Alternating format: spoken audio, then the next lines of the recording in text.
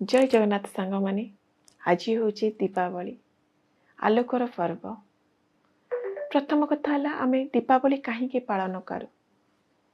से ही दिन प्रभु श्रीराम रावण को बध कर माता सीता को उद्धार करिकी अयोध्या फेरी और से खुशी रे अयोध्यावासी प्रभु श्रीराम माता सीता और लक्ष्मण को दीप जाली से स्वागत और संबर्धना जनाइथिले।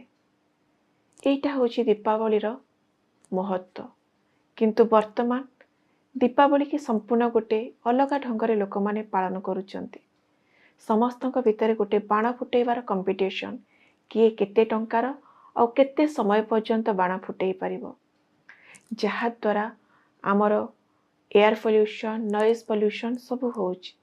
और एयर पोल्यूशन हवा द्वारा तादर जो कार्बन मोनोक्साइड कार्बन डाइऑक्साइड जो गैस निर्गत होची, जहा द्वारा आमर श्वासक्रिया रे बाधा सृष्टि करुची।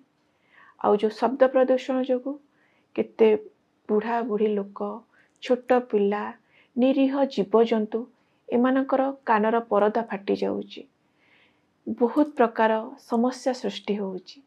दीपावली जेहेतु आलोकर पर्व तेणु आम समस्ते गोटे हेल्दी वे रे दीप जाली आम घर ठाकुर आरंभ कर दुआर बंध जुआड़े आप चाहते सुसज्जित कर सजाइवाई से आड़े दीप जाली गोटे आम परिवार वर्गों सह मिसिकी खुशी रे दीपावली मनइबा उचित।